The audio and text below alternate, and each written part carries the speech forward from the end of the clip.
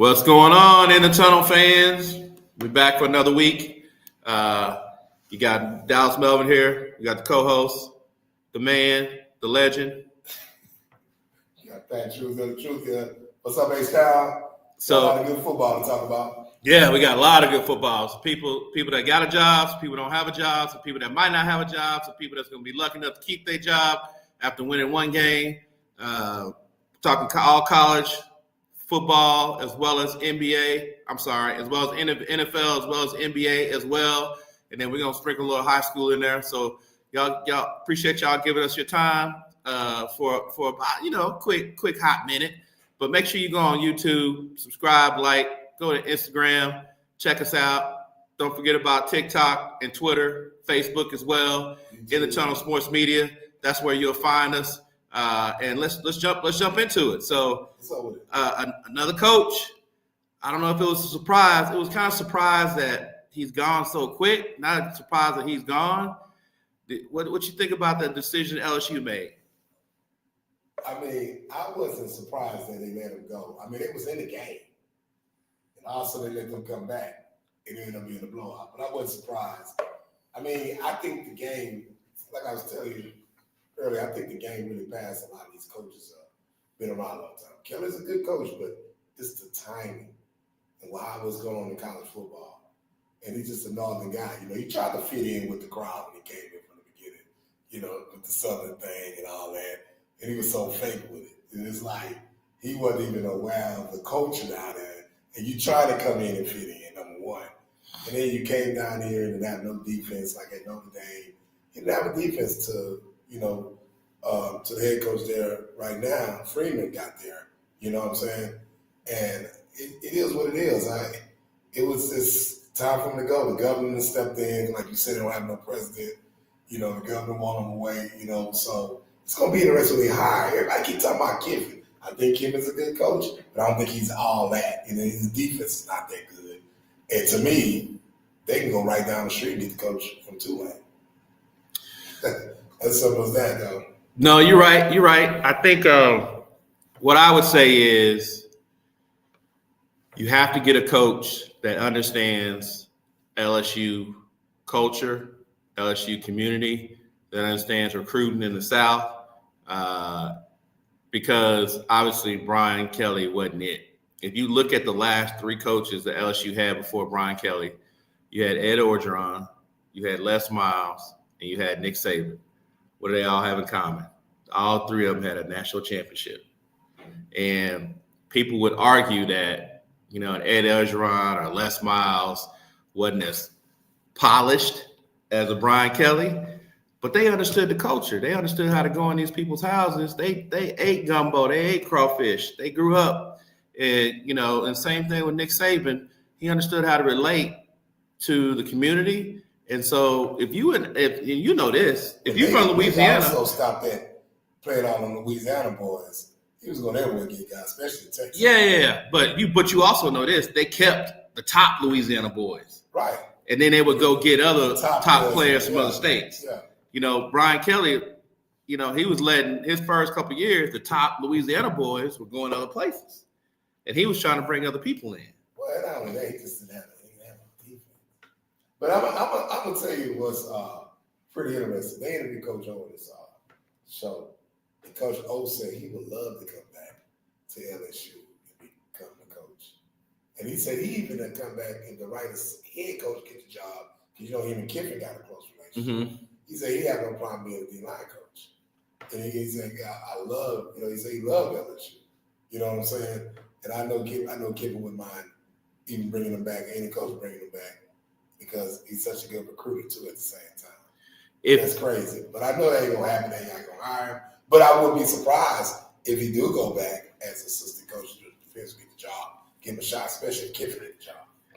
Ed Orgeron never came across as a real, power-hungry guy. I think he really loves LSU. He loved the community. He loved that vibe. And even if they don't bring him back as an assistant, I think he'd be crazy not to bring him back as an advisor and let him be a part of your recruiting program, because he can recruit. He understands Louisiana. He understands, he can recognize talent. So now that LSU is open, Florida is open, Penn State's open, Oklahoma State is open, UCLA got an interim coach. They're open. Oregon State's open. Those are just some of the top power schools that are open right now. What's your top three and what order would you put them in as opportunities? Okay, but here's my thing. Everybody been behind guys with experience in head coaches. A lot of these guys be head coaches. The game advanced them up because there's a lot of guys assistant coaches are ready to be head coaches. I think they can be successful. Coordinators and position coaches. I'm going to tell you who Oklahoma State needs to hire. He's the kind of cat named Curtis Luper, my man at Missouri, running back coach. He's been a position coach, but he know what time it is. He know how to go get the best coordinators. He can recruit. Last time Oklahoma State had a black coach, Willie Simmons. They done it before. Times have changed. They need to bring him on. He needs to be the next head coach at Oklahoma State. Curtis Luper, running back coach at Missouri. You got the offensive coordinator at Oregon.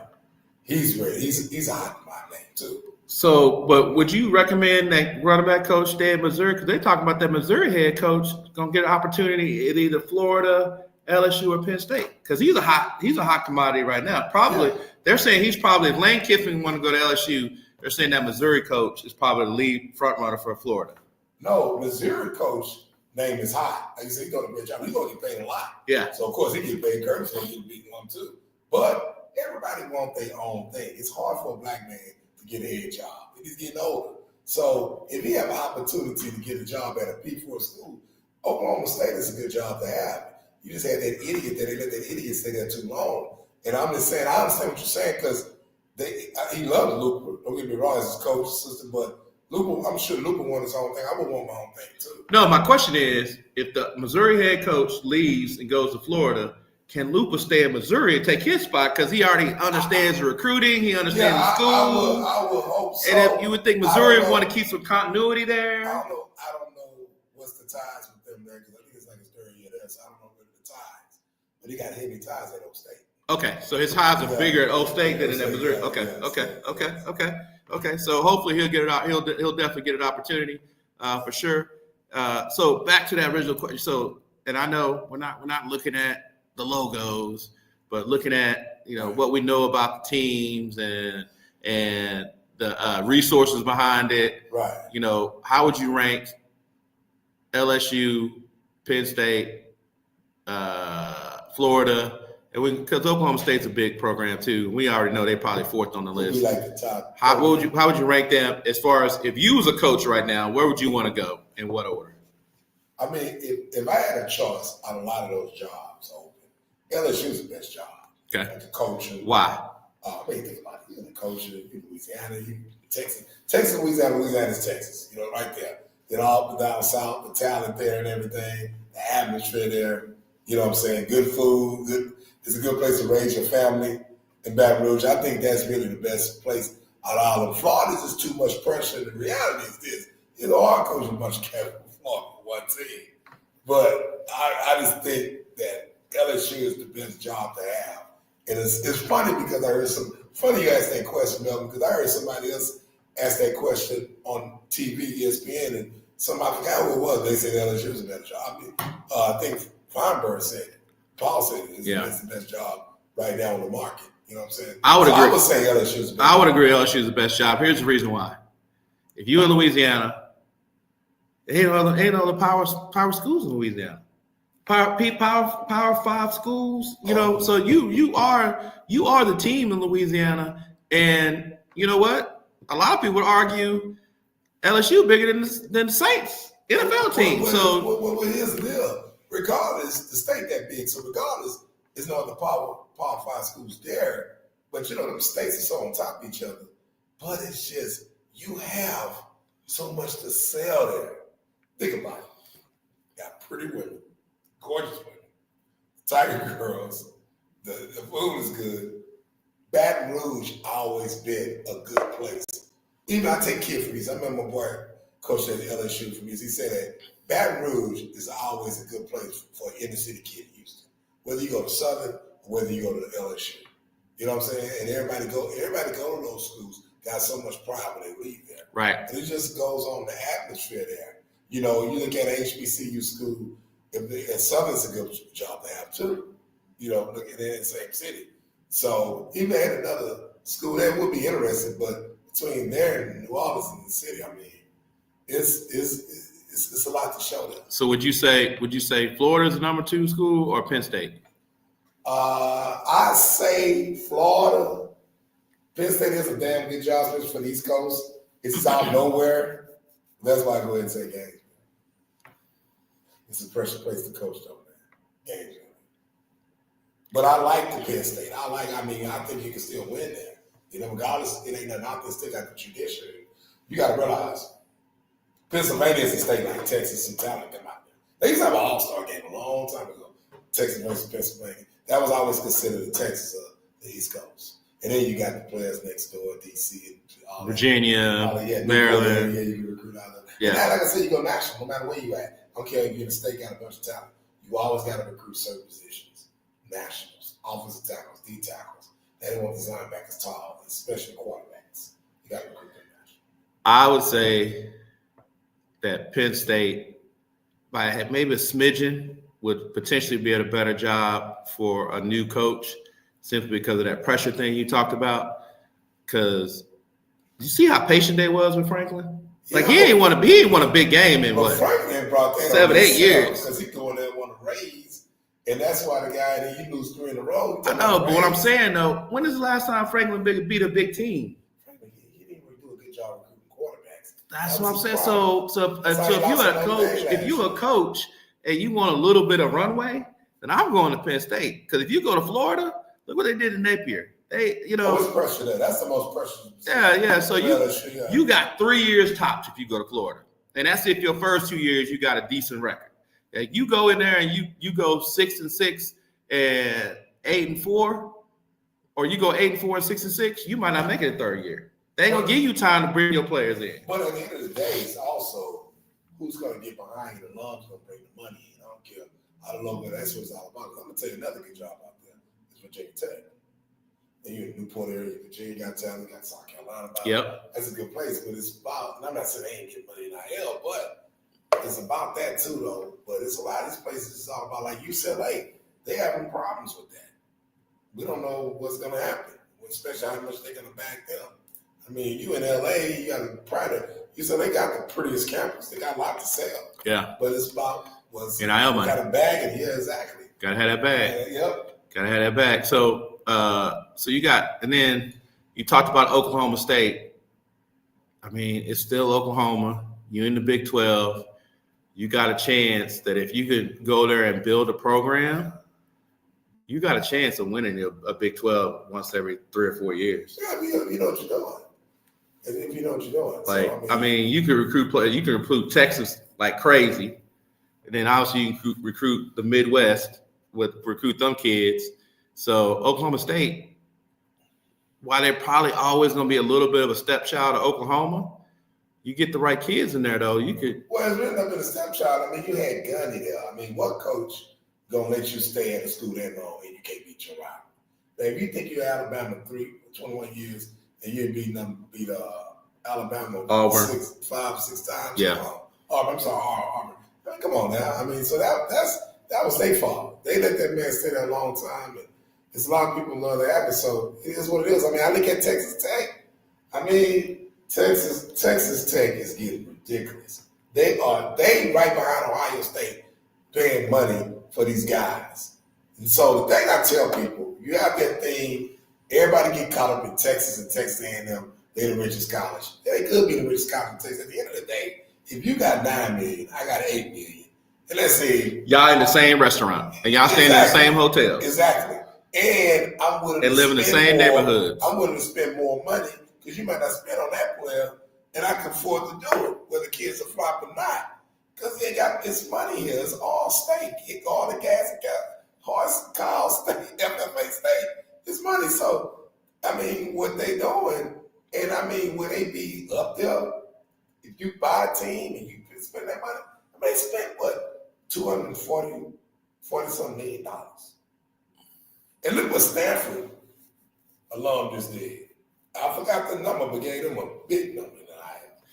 So So to me, the Texas schools that's going to stick around for a while now, you can expect Tech to be in the mix. Yeah. You can expect SMU to be in the mix. Of course, Obviously, Texas, the Big A&M, the Big Texas Two to be in the A&M, mix. All the other schools, I think you're going to see them up and down. TCU might be in this year. Baylor might be in next year. You had Texas State on TV yesterday.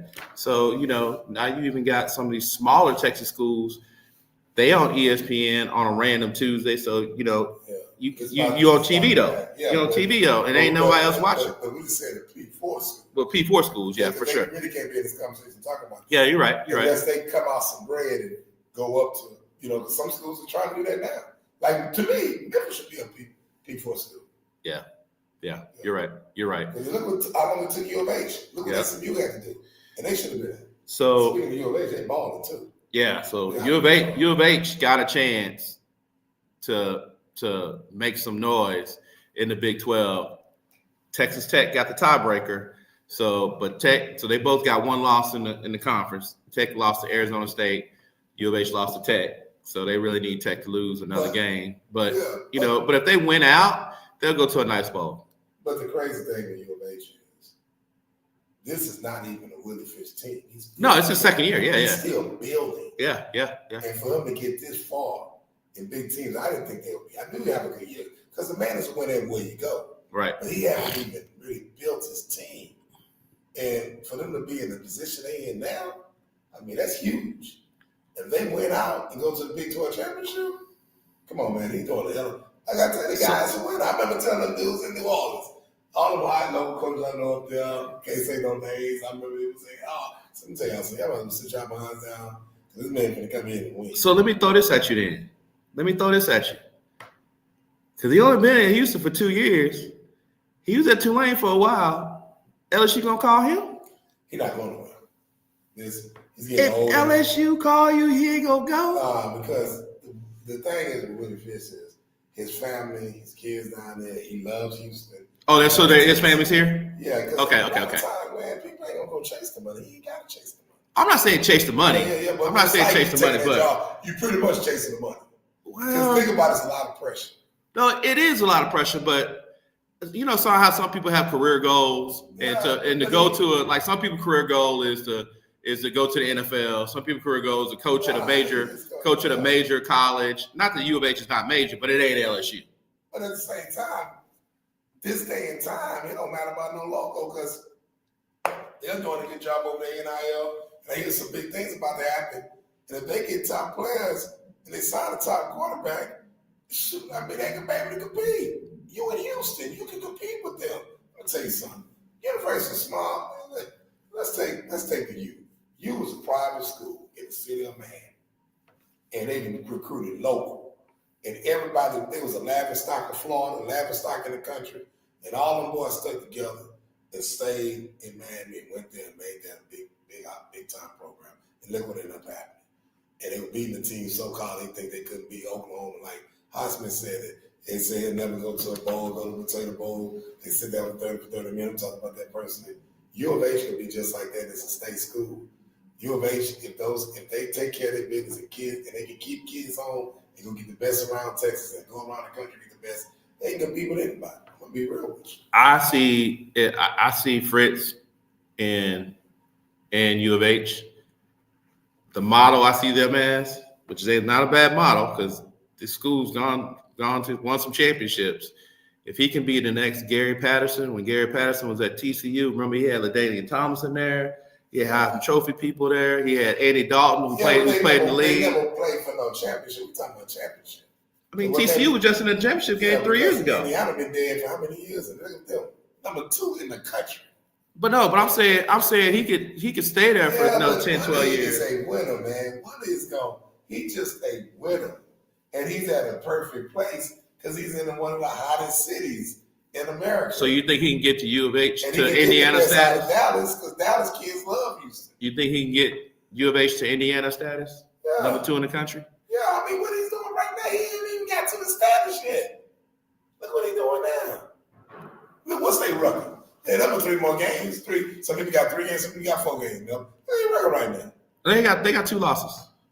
No, I'm saying look at it. They got about 3 or 4 more games in the season. Right. No. So They have a good year. They're gonna end up going 10-2, 9-3. Yeah, because they lost one game in conference. Yeah, and then one game. Who else they lose to? I don't think they lost a preseason game. I just know they've been promoted, so shoot. But he's a winner, man. So what you think about you brought him up? Is Indiana the real deal, or are they pretenders? When they go up against Ohio State in the Big 10 championship, or when they go to the playoffs, are they the real deal, or is it just favorable schedule? The coach at Indiana really did like Josh Heupel. He used out the portal, came in, big time, low division one schools, LCS division one school. He brought those players with him. When he got recruited guys overall, man got a squad. Indiana can compete with anybody. And this the crazy thing is this: like, what is the future there? That's what I'm looking at. What is the future at IU? So, hey, they are the real deal. So you're right. I just looked it up. U of H, the only loss is Texas Tech. They're 7-1 this year so far. So if they went out, they down in the polls. But if they went out, they'll go to a nice bowl. I don't know about. They need some help. They need some help to go to the playoffs. If they win, listen. I don't know what. Not if Tech wins out though. But listen, Tech. Oh, well, they'll play each other in the Big 12 championship. They go championship. by the best record. They don't got any brackets. I know, but if Tech win out, you'll eventually be in the championship. Not if Tech wins out because Tech will have a tiebreaker. They beat them head to head. Well, they'll play again. Well, yeah, they'll play again the championship game. Yeah, that's why I like about the Big 12. Yeah, they go by the best record. Yeah. All U of H got to do win out. They there. That's it. Yeah, for sure. Yeah, because everybody pretty much they got 2 losses. Speaking of Big 12. Woo! That Colorado game. I ain't got nothing to say. I'm gonna say this. I ain't got nothing to say. I understand. I heard the man went back to Dallas and fish. I don't know how true that is. But the reality is this: Deion Sanders is going to retire. I mean, listen, he's not doing 100. He's not 100% health wise, and I mean that team. He just ain't got the best the way things are now. And my thing is, I heard he went back. I don't know how true it is. You go back to Dallas and fish on that Sunday. Come on, man, you got a game plan.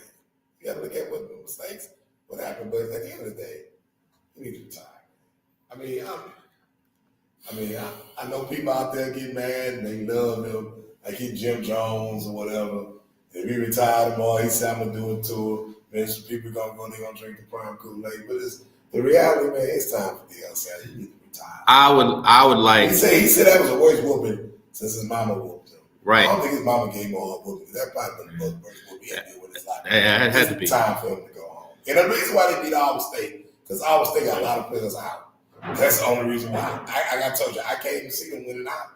He need to retire. So, what I would like to see, because once again, I'm all about giving our people an opportunity and a chance. What Deion has done for Colorado in raising money and putting people in the seats and the exposure and getting them on national TV every weekend and getting people talk about them. That's monetary and that's worth a lot. I would love it if he had somebody on his staff, like the Oklahoma State guy that you're talking about. I mean, the Missouri guy that we should go to Oklahoma State.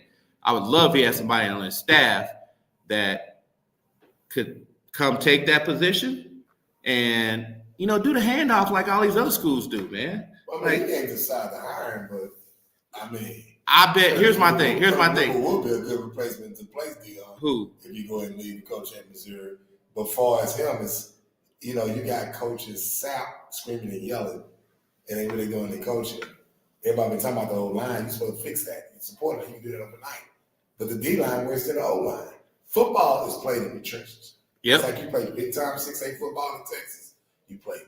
That's why they made it. Indiana was dominating the FBS. Because he had it in the trenches. Yep. And he brought them kids. He brought them kids to Indiana. Yeah, and all of any level you play, that's why Philly was a success last year. The trenches, you gotta have that. They don't have it on either one, on either side.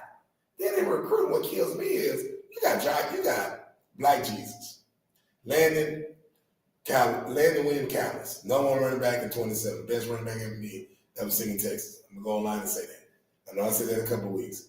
They didn't even know about him. And his uncle was an All-American that played 9 years in the league.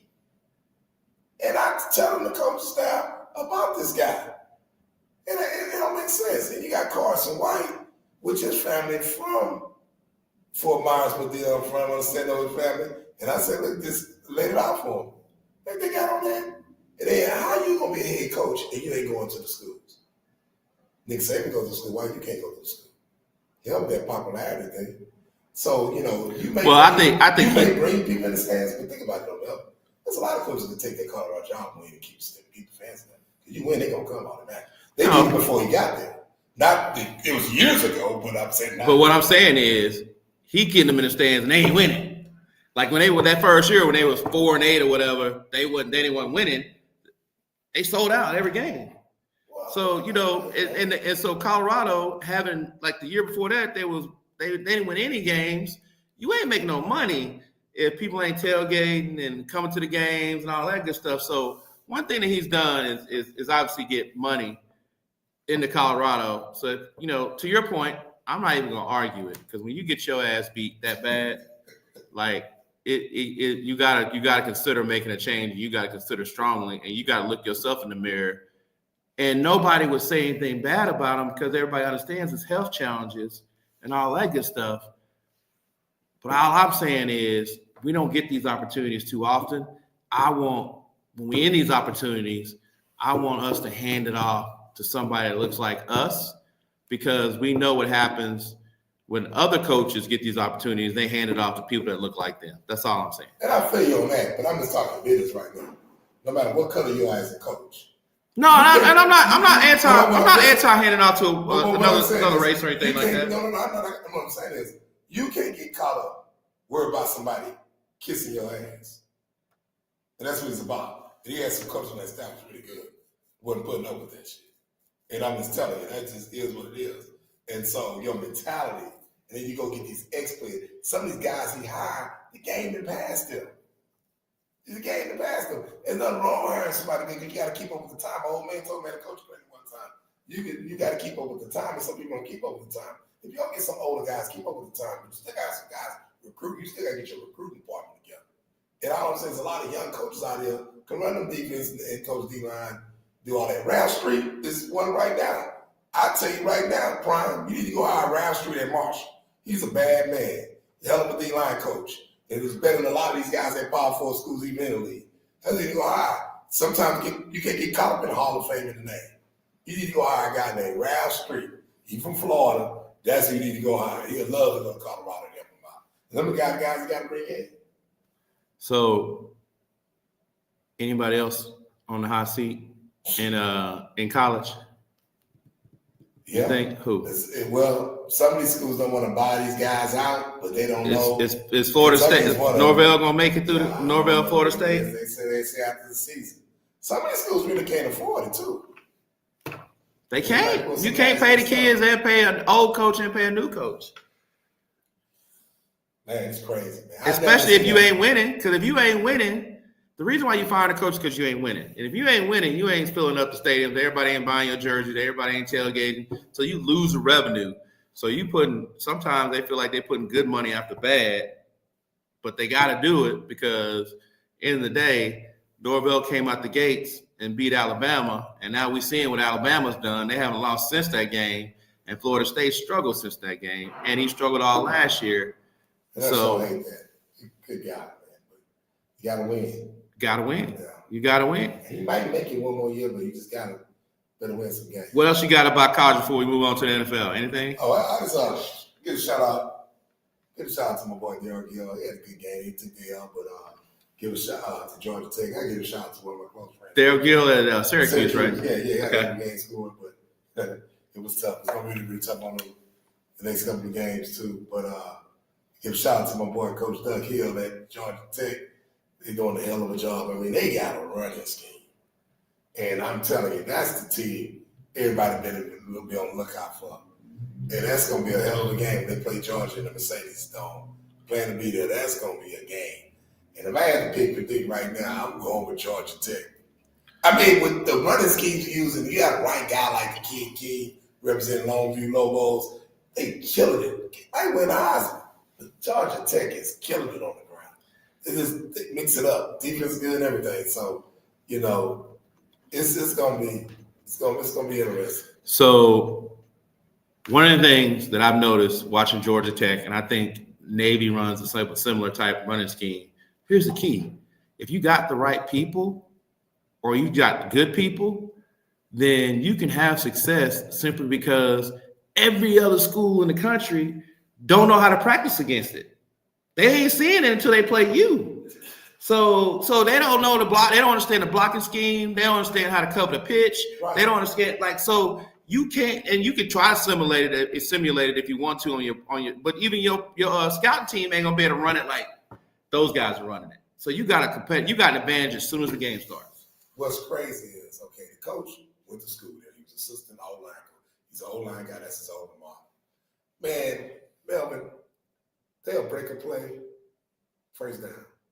Next thing you know, get called for holding. This happened three times. They got called for holding. It was 1st and 20 one time. It was 1st and 22. 1st and 24. 3 times. I don't remember the 4th time. It was 4 times. Maybe, they went right back on that line and got the first down. Running. And one of the times they didn't do it, it was like a 2 yards a yard off. I said, I ain't never seen that in football. Running. I see passing, but running. All right, come on, man. Because the defense don't know how to stop it. And Syracuse better go get to the D-line. They better, and the good teams hope they can fade it into the second half when they can pick up on what the blocking scheme is, and then they can make adjustments. But you ain't got too many of those. And so let's talk about, your boys came through. It was scary for the men down there in Starkville with all them man. So Texas pulled it out. Man, I will tell you, we were sweating it. But I'm just gonna say though, we won. But if you're a Mississippi State fan, you ain't won an SEC game in 2 years, and you find a way to lose it. And not just us. Look at they lost. They lost. I think they said 3 games in the last minute or overtime this year, and they've lost 5 games in the fourth quarter this year. Like you gonna find a way to lose. And Libby's a former offensive coordinator at Oklahoma, so they score points. And what's crazy is South Carolina the same way. Auburn too. They all been choking game, but one that was said about Auburn, they've been screwing them on calls. Y'all messed up, but Mississippi State, South Carolina, especially the other night, that just because when that boy ran that punt back, coach just got put his hands on the zip and just looked. And I knew he was just out of there. Yeah, it was a wrap after that. Because you still got a chance. Then you went overtime. Yeah, I knew it was Texas got the momentum. They can't see this running them at the right time. Well, that also shows everybody want to talk about Arch Manning, which, by the way, he threw for over 300 yards, ran for over 75 yards. Got him back in the game. Got in the game. And even the interception he threw, it was in his roommate's hand. Oh, and it got tipped. I ain't never seen any receivers drop balls in college and pros. So, I know it's on him, but it wasn't a bad pass. But at the end of the day, hopefully he'll get through the concussion protocol. I mean, if he's not fully ready, you saw the backup came in and threw a perfect fade route. That was nice. Perfect fade route. That's why I tell you about UT. We talk about the trenches when you got a quarterback. One thing Sarkisian got a quarterback room. Yep. From second, third. That was nice. That was a hell of a catch. Hell of a throw. 1 foot. That's what he did. That was nice. So that depth that you have on your team also can help you. We got a big game this week against Vandy. Vandy is going to be favored, even though we're going to be in Austin. Once again, the culture's got to step up, and it's going to be a team win because Vandy ain't no joke. Goes back to IU and all that. Vandy ain't no joke. Vandy is making history every year. These schools got to get used to that. They everything they can do, everything what everybody else can do. They got the most money than anybody in the SEC before UT and A&M came in. And at the end of the day, their coach ain't going nowhere. He's a Vandy guy. He's not going nowhere. But they got to beat a big team every year. They're not used to seeing it. So, Texas better get ready. Don't let it be Texas. Texas better be ready. Like you say, they the underdog. They going to come in as a big favorite. Hey, man, it's going to be interesting. It's going to be interesting, man. So, and like I tell you, man, you'll see. I know it's hard for you to see. It ain't about the logo no more. No. It's not. I'm not saying it's all about the logo. What I will say though is, They building the logo. what I will say though is, like, if Texas, if you players, coaches, if you listening to me right now, whatever you got to do this week, dig down deep, study, run your plays, ask the questions, go out and execute the best you can this week. You got a bye coming up. So you're going to have 2 weeks before you come up against your next game. They bye late. I know. So you got 2 weeks. And here's the thing. Texas hadn't played a home game in 42 days as of last week. They was on the road for a whole month. That's right. They went to Florida. Then they went to Dallas for Oklahoma. Then they went to Kentucky. And then they went to Mississippi State. So the crowd going to be crazy. We ain't seen our team in over a month. So that game, and Vandy being ranked, that game is going to be sold out. It's going to be crazy. So, team, you're going to have the energy in the stands. You're going to have the energy on TV. Whatever you got to do to win this game, you win this game, leave it all out, you're going to have 2 weeks to recuperate. That's all I got to say. And if they went out till they play A&M, he could be in like his rival. And I'm going to say this. Reed from A&M, right now, if the Heisman was tomorrow, he wins Heisman. He wins the Heisman. And if he keep winning out, he will win Heisman. He wins out. Even if he loses to Texas and it's a fight, I still say that kid's there. So, really, as it stands right now, and everybody knows my allegiance, Longhorn, but I'm just going to keep it real. I think at this point in the season, A&M got the best team in the country. Ohio State, Indiana, Texas, Georgia, Alabama. I think A&M's got the best team in the country playing right now. The question is, can they keep it up? And can they, as Nick Saban would say, can they not eat the rat poison? Well, the thing is what A&M doing. They coach as a player's coach. They got a receiver coach, my man, Homer Wiggins. And he was at Alabama. He was at Virginia Tech. This guy put out a lot of guys, put out a Heisman Trophy winner receiver. But he won't. A&M have track runners. They got those. That's a track team in receiving corps. And that's what he won't. You got to be 10-6 on down. If you ain't 10-6 on down, it might be 10-5. He ain't recruiting you. And then A&M DBs, them DBs off the chain. Them some lockdown corners. And the kid from a dead hometown Temple, oh man. Like you said, right now, they probably the best team. Them and IU probably the best team. Ain't no problem. Ain't no problem. I watch the boys. If they played Ohio State tomorrow, I'll put my money on A&M. I would too. Right now. I would too. But it's something about them rivalry games, crazy games. And if UT went out, I'm not saying they're going to lose, but it's something about that, man. I don't care how we went out. If we went out, if Texas wins out, then I'm picking Texas for that game. If we only lose one more game, then I'm still picking Texas for that game because it's in Austin. And as long as we don't lose the game before that, which I believe is, which will be Arkansas. We can't lose to Arkansas. But if we don't lose against Arkansas and we able to beat Vandy, beat Georgia, beat Arkansas, and go to A&M, then by the way, that would be the biggest game of the weekend. Texas A&M and Texas. If we went out, because we only have one, we would only have those 2 losses. That's what they want. Yeah, that would be the biggest game of the weekend. I'm gonna tell you, that's gonna be a big game. Like I told you, both teams went out. I can see Georgia Tech winning out. That's gonna be a game. Even Georgia lose to Texas, it's still gonna make it a big game. Because last year beat it for the first time in a long time. It went 7 overtimes. Georgia Tech and Georgia. Yeah, no, for sure. So what about this NFL? What you think about your boy Aaron Glenn getting his first win? He was, he enjoyed it. He could dance. He was dancing. I'm happy for him though. He got the monkey off the back. I'm also happy for Justin Fields, man. They dogged this man. The owners dogged this man. And then it's not that I'm a fan. It's not that I'm a fan, but he responded. He took the criticism like a man. He went in there and he helped them win his first game. Hope that motivated. And we helped him win his first game. So we're going to see trade deadlines coming up. The Texans, they went out and did their thing against your 49ers. I just got one thing to say. I'm just saying. Where H-Town Vic at? I want H-Town Vic to hear this. And then all the takes everybody commented and everything. Listen, at the end of the day, we know the 49ers hurt. They beat the Baltimore team hurt. They beat the 9th grade team, Titans, which that wasn't a surprise.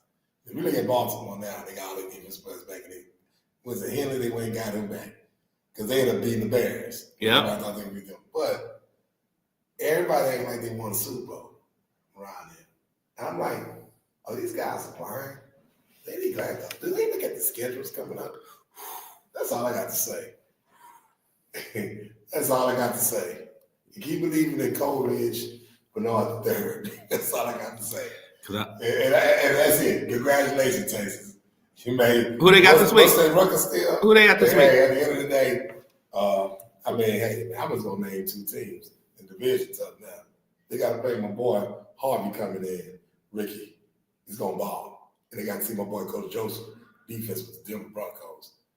That's gonna be nasty. Ask the Cowboys about them, and they got to play Kansas City next. And the schedule must go on and on and on. And I'm gonna leave that alone. Ooh. Texans got the Broncos this week. Woo. My Cowboys just played them, so I already know what they're going to look like from that standpoint. See, Dallas, before you break down your boy, I just want to say something about your boy. Go ahead. Difference between Dallas and Houston,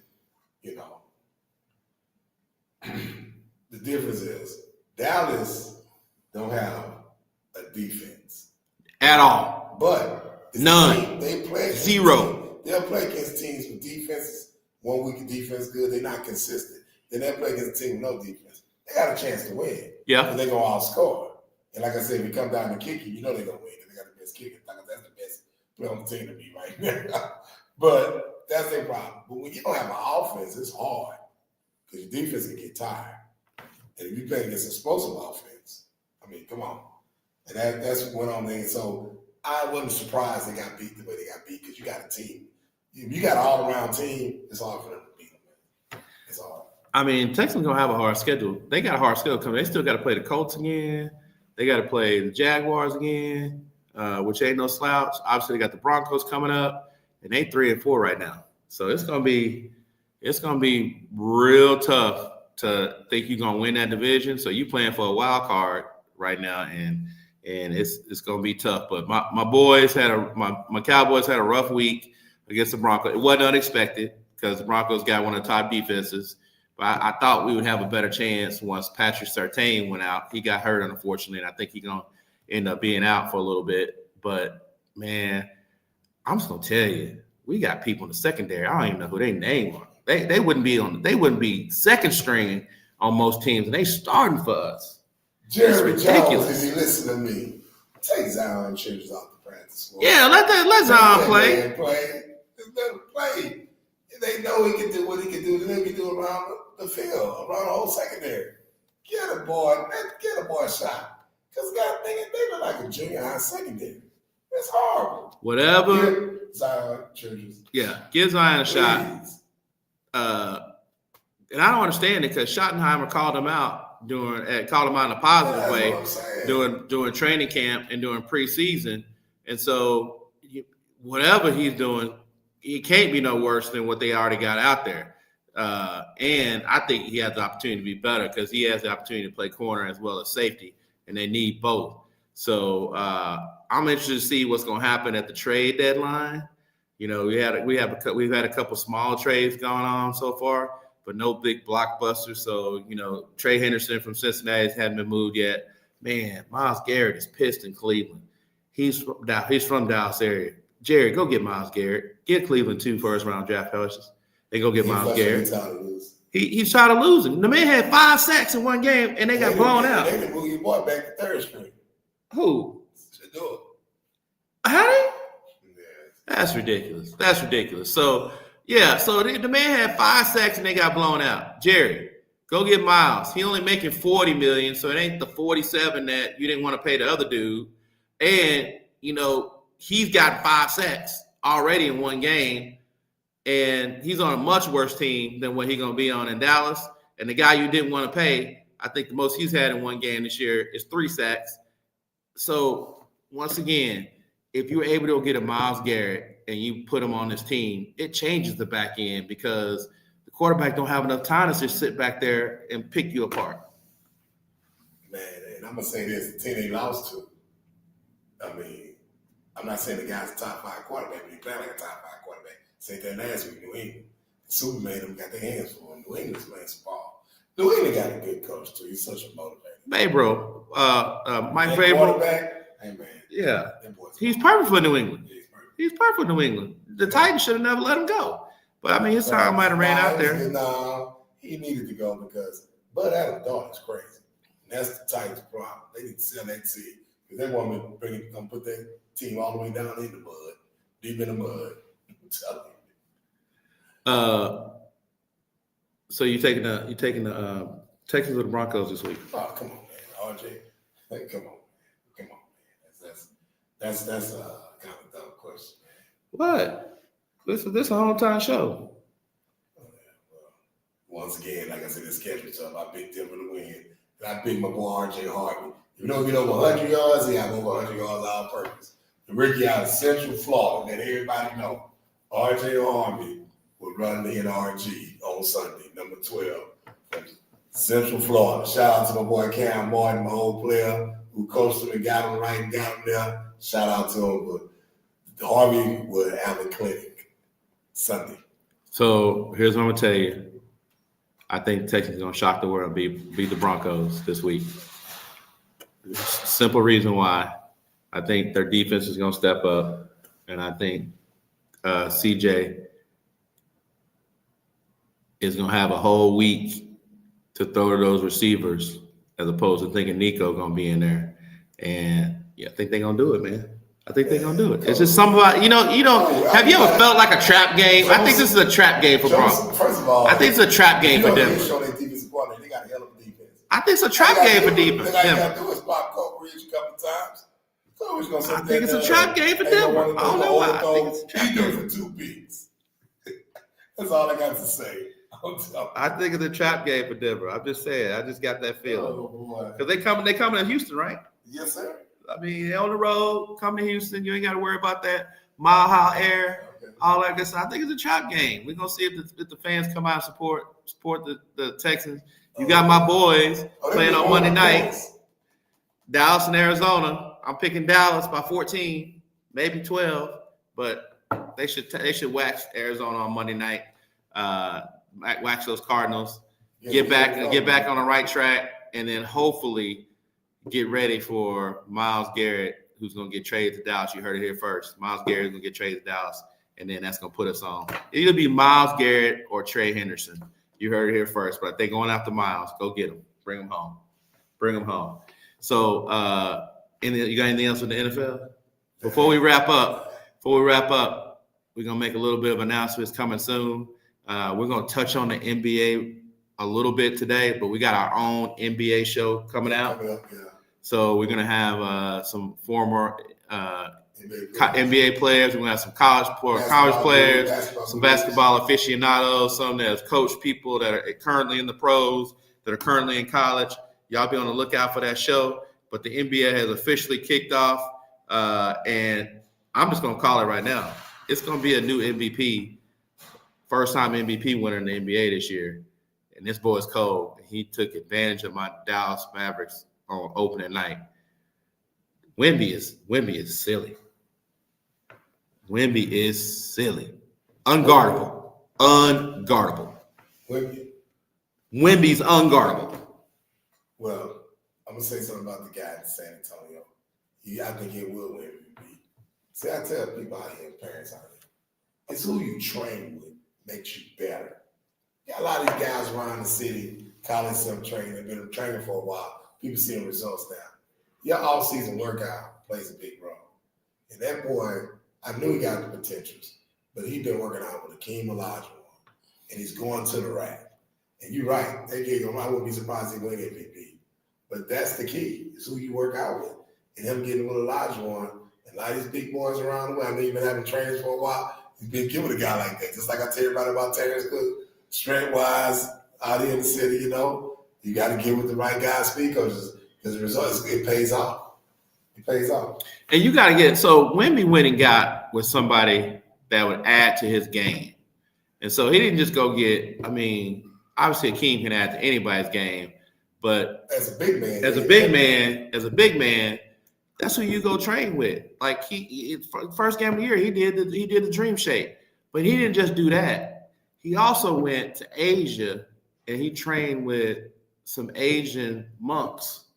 And so from a mental standpoint, he's mentally stronger, he's physically stronger, and he has more tools in his tool belt from training with Hakeem, working with those monks, and then he still has other trainers. So the only thing for him is just stay healthy.